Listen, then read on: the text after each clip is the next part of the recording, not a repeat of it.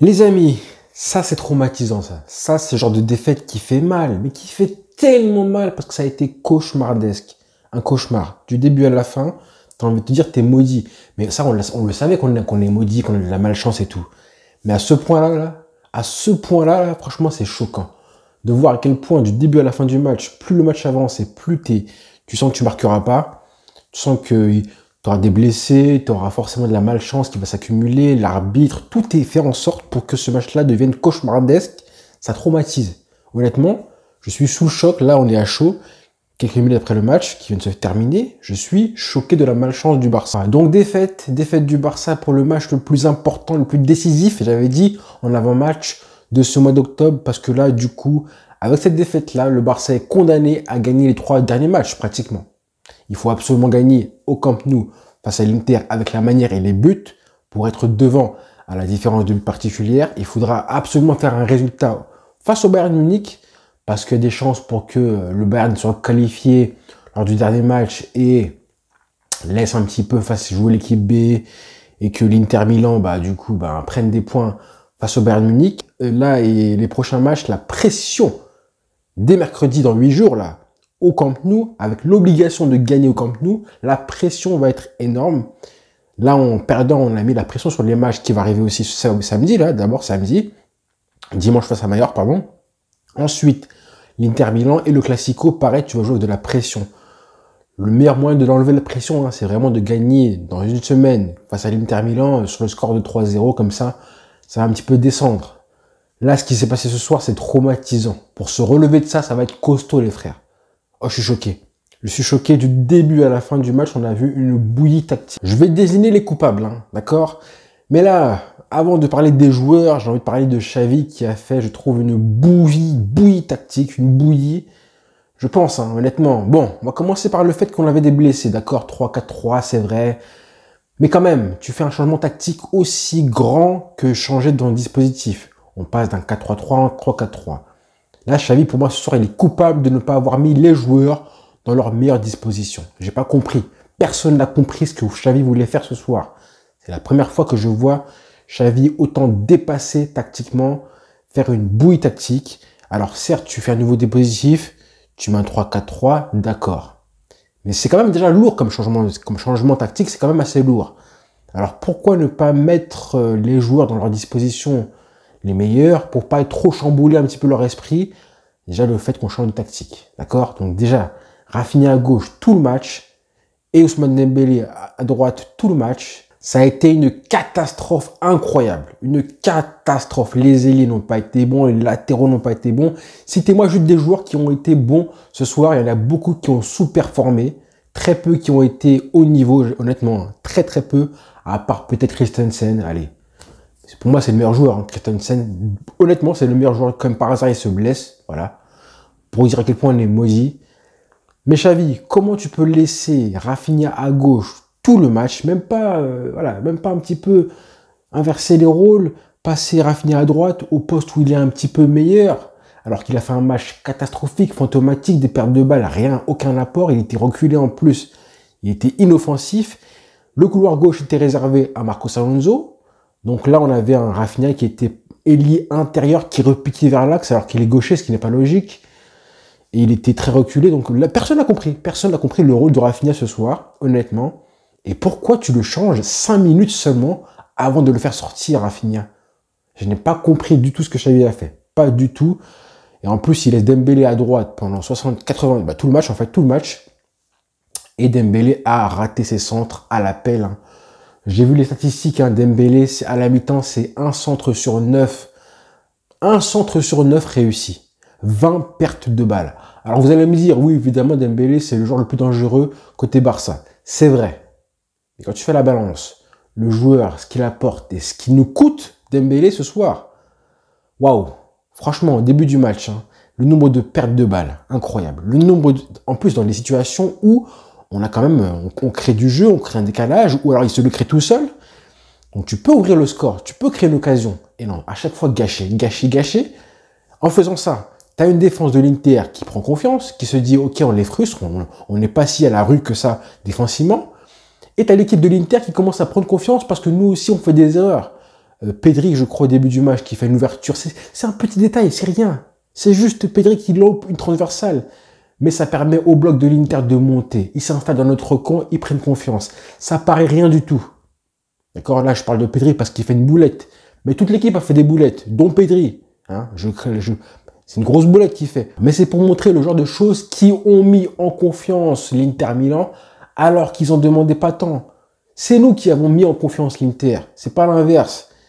Et après, on s'est frustré. Donc, au début du match, la confiance, elle a fait ça. Tout simplement. Ça s'est inversé. Et après, on a vu une défense du Barça fébrile, horrible. Enfin, même pas la défense, c'est le milieu de terrain. Les milieux de terrain invisibles ce soir. Pedri n'a pas été bon. Ah, Pedri, je vais parler du mal de lui parce que c'est le chouchou de tout le monde, certes, mais son rôle ce soir, j'ai pas kiffé. Moi, j'ai pas kiffé du tout. Gavi, encore pire. Gavi n'a pas été bon du tout. Et j'aurais aimé voir Xavi dire, ok, là c'est bon, Gavi, tu sors. En plus, tu t'énerves pour rien. Je mets caissier tout de suite. Et ben non. Même ça, Xavi, aucune réaction. Donc, des ailiers aux abois, Dembélé, Rafinha, nul. Un Marcos Alonso qui avait le couloir gauche, il s'est débrouillé, mais bon, il était un petit peu pareil, un cours de forme et tout. On a vu que Baldé, il est rentré, il a fait la différence, direct. Et lui, il faut qu'il joue Baldé, hein, parce que le mec, il est trop chaud. Il n'est pas effrayé par la Ligue des Champions, zéro pression quand il joue, il a du culot. Il est rapide et défensivement, il était même plus sûr que des roublards comme Piqué qui a fait une entrée désastreuse. Plus sûr que Eric Garcia qui lui aussi a fait une grosse boulette en début de match avec sa main qui aurait pu avoir penalty. Ça aussi, ça met une fébrilité à la défense. Ça a affolé un petit peu la défense. On les a mis en confiance. On les a mis en confiance. Bon, forcément, après, à la pause, ils mettent ce but-là de Calhanoglu. J'ai envie de blâmer aussi Busquets sur le but. Malheureusement, Busquets, il doit pas partir au pressing avec Gavi sur Di Marco, je crois, ouais. Pourquoi ils y vont à deux sur le pressing? Je comprends pas. Alors que Busquets, il pourrait laisser Gavi y aller. Donc du coup, il est en retard sur Calhanoglu et forcément, Calhanoglu, il a de l'espace, du temps pour frapper et ajuster, ras du poteau, Ter Stegen. Bref, tactiquement, on a fait n'importe quoi. Je suis choqué, j'ai pas reconnu mon Barça que je vois depuis des semaines. Encore face au Bayern Munich, on a perdu 2-0 dans le contenu. On avait été bon, mais là, ce soir, le 1-0, là, il est cher payé parce que à la fin, je me disais, j'espère qu'on ne prend pas deuxième. Si on prend un deuxième but, on était mort. On était mort. Il fallait gagner 2-0, voire 3-0 au retour au Camp Nou. Là, je priais parce que je savais à la fin, il y a 1-0, tu te dis, t'es maudit, tu marqueras pas. Donc le mieux qu'on pouvait faire, c'était au moins ne pas prendre le deuxième but. Même si je ne comprends pas pourquoi. Le penalty, il est tellement évident. Je comprends pas pourquoi Dumfries n'est pas sanctionné du penalty. Encore le but de Pedri, je comprends. On sait que l'UEFA, la FIFA ont reçu comme consigne de ne pas accorder les buts où il y a une main offensive parce que ça invalide l'action. Ça, je le comprends. Même si la main elle est un petit peu malheureuse et c'est un peu dommage parce que Ansu Fati, pourquoi sa main elle est comme ça? Bref. Encore, je le comprends. Et en plus, le but, il n'était pas mérité parce qu'on faisait n'importe quoi. Mais ensuite, honnêtement, pourquoi la main de Dumfries n'est pas sanctionnée? Je ne comprends pas. Je ne comprends pas. Voilà. La VAR, tu arrêtes le jeu, tu vois ce qui se passe et tu décides qu'il n'y a pas bien fait. Je ne comprends pas. Donc là, je comprenais, moi, par contre, qu'on n'allait pas marquer, on était maudit. Je sais pas si c'est le marabout à Pogba. En tout cas, vraiment, il est puissant. Ah, c'est un gros coup sur la tête. Hein. Gros coup sur la tête. Le rendez-vous de dimanche face au Celta Vigo, qui est un club qui a été la bête noire du Barça souvent. Hein. Heureusement, c'est au Camp Nou, j'ai envie de te dire. Mais attention, parce que là, la confiance va être très entamée. On n'a même pas vu Lewandowski, les frères. Inutile, invisible. Alors que c'est un joueur clé. Le pauvre, il a été sevré par les ballons. Et puis, aucun centre réussi par Dembélé, aucun centre réussi par Marcos Alonso. Tactiquement, ça a été n'importe quoi. Quand je voyais Ansu Fati qui rentre et qui tire des corners, je me suis dit, mais qu'est-ce qui se passe? Est-ce que ce match-là a été préparé? Depuis quand Ansu Fati tire les corners? Je ne comprends pas. Voilà. Pourquoi?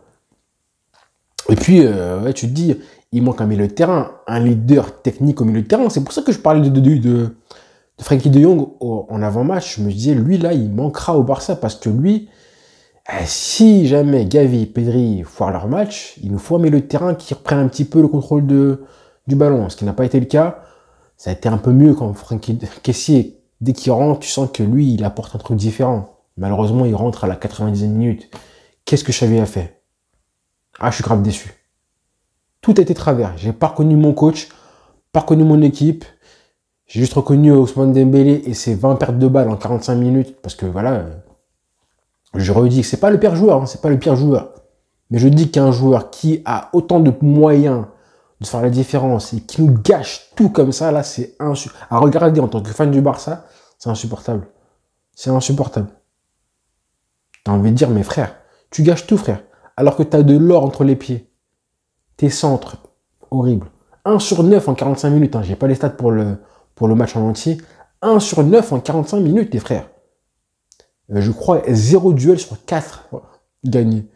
0 duel gagné sur 4. C'est incroyable. Jamais vu ça. Alors oui, c'était le mec le plus dangereux, mais c'est pas assez. C'est pas assez Dembélé. Ton match là, moi je te mets un petit 4/10. Rafinha, je te mets un 1/10. T'as été horrible. D'accord? Alors Busquets, je te mets 5. Pedri, je te mets 5, mais personne n'a eu plus de 5. Bon, pour moi, hein, à part peut-être Christensen et encore. Le reste, ils ont été tous très très mauvais. Ah, je suis dégoûté. C'est affreux, affreux. Donc voilà, on va se consoler avec Messi demain en espérant qu'il fasse un grand match. Mais pour l'instant, ce que j'ai vu ce soir, ça fait du mal parce que là, Xavi, il a chaud aux fesses, très chaud aux fesses, et le Barça aussi. Allez, on s'arrête là parce que là, je suis trop chaud, trop énervé. Dès qu'on fera un bilan demain, pourquoi pas. Allez, bonne soirée les frères. Ciao.